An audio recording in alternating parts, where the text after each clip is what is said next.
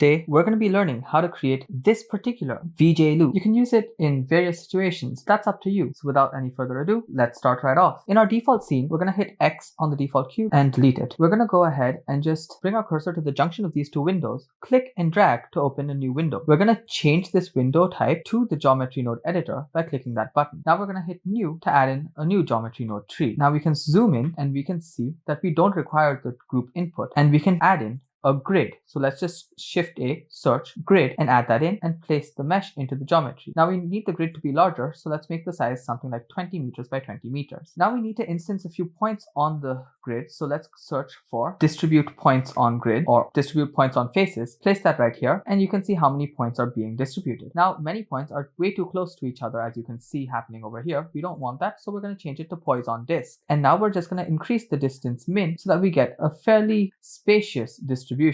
We can decrease that based on our preference. We'll see that in a while. Now on each of these points we want a sphere, so let's search for an instance on points node, place that in right here, and for the instance we're going to have to add in a UV sphere, so let's just search for a UV sphere, place that in and plug the mesh into the instance. Now you get all of these giant UV spheres. We want the sizes of these UV spheres to change based on another object. So to do that, first we have to add in the object. So let's search for an icosphere, just place that in here, scale it up a little bit, and we actually want the points of this icosphere to affect the size of our spheres. So let's select our spheres once again and just drag in the icosphere into our geometry node from the outliner over here, or we could search for an object info node and select the icosphere in the object tab over here. Now we have the geometry, we need to find the proximity that our points have with respect to this. So we're going to search for a geometry proximity node and we're just going to connect the geometry to the target. And to actually find the distance between this and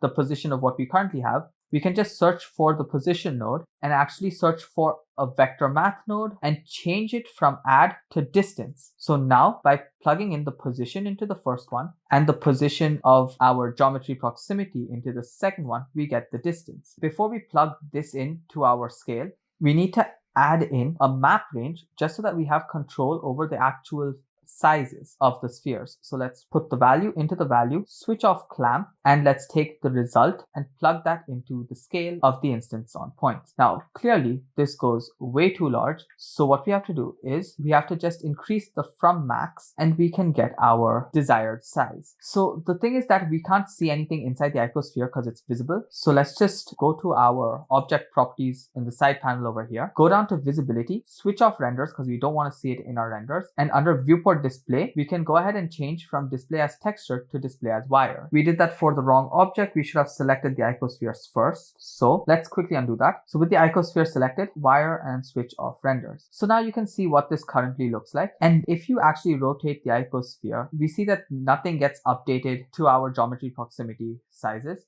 And that's because if you select our spheres again, we have to change this from original to relative. Once it's set to relative, now whenever we actually rotate these, you can see the slight motion happening within the other points. That's what we're going to use to our advantage. We can also test changing this from faces to points and we should get a slightly different motion. So I like points more and we're going to keep it at that. Now the next thing we need to do is actually control a little bit of the finer details as to what you think is necessary, but I think that's fine for now. We need to add in materials and make this smooth. So let's go to our geometry node tree, and after we instance on the points, let's search for a set shade smooth, place that in right here, and also let's just set the material over here. So let's go ahead and select the default material and we'll play around with that in a second. Before that, we'll go ahead and place the camera. So let's take our camera, press Alt G, Alt R, then R, X, and start moving it up, maybe not 90 degrees. Let's start off at 60 degrees and then just grab it on the Y-axis and then grab it on the Z-axis and then press 0 on your numpad to actually go in. So you can see that way too little is seen. So GY, move it back, GZ, and just place it to wherever you like. So I think this is nice. The next thing that we need to do is go to viewport display, passport out all the way to 1 so that we don't see anything outside the camera view. We'll go ahead and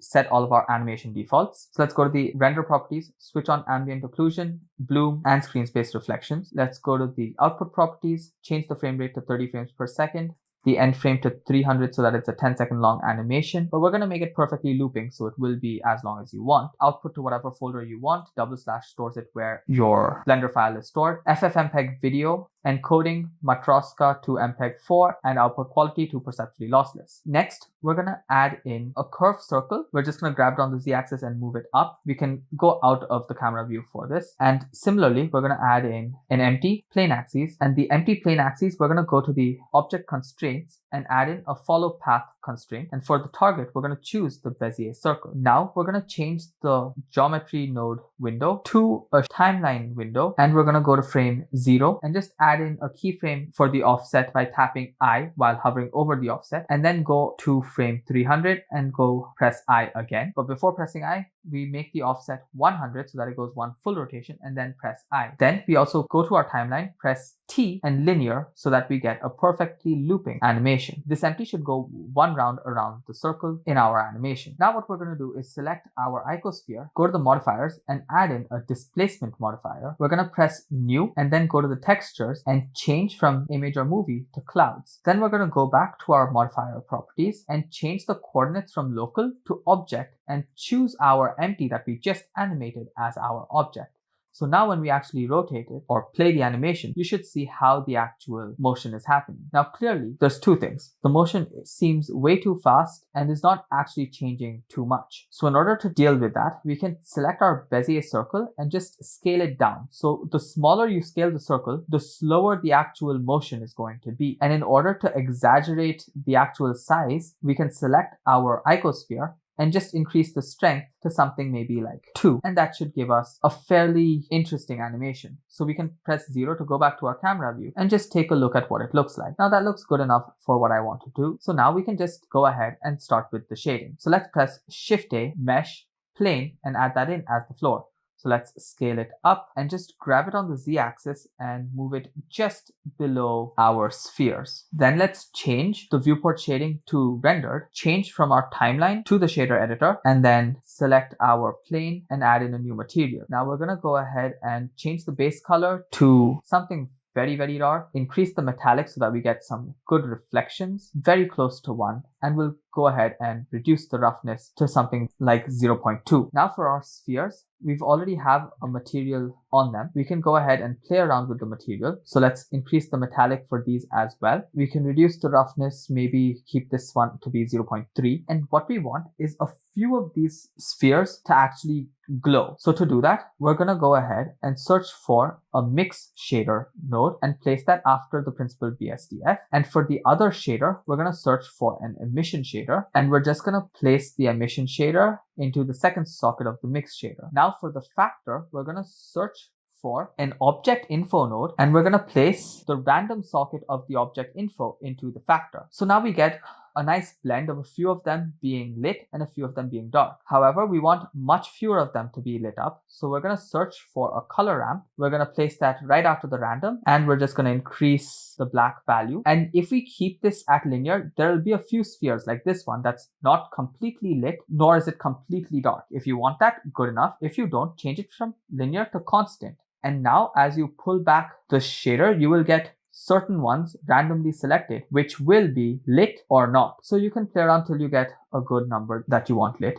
Now all of these spheres are gray, and that's because the world lighting is gray. So let's set the world lighting all the way to black. Let's switch off overlays and see what we currently have. So right now I obviously don't want the colors or the balls that are emitting to emit white. So let's choose a color that we want. So let's go with this bluish color, a hue of 0.5 and a strength value of 5. With this, the bloom gets overpowered. So let's go to the output render properties, under bloom, clamp it at 4 and change the intensity to 0.02. And that's fair enough. Let's go ahead and just decrease the saturation of this as well, 0.85. And now when you play the animation, you should get something really cool. Of course, if you don't like this, you can go ahead and change the base color of the other ones all the way to black. You could play around and do many cool things. It's practically artistic preference at this point. I'm just going to take the light, go ahead and press Alt-G to clear its location, then grab it on the Z-axis and just move it up just like that. I will decrease the specular a little bit and of course increase the radius as well just a bit. I'll also go to the render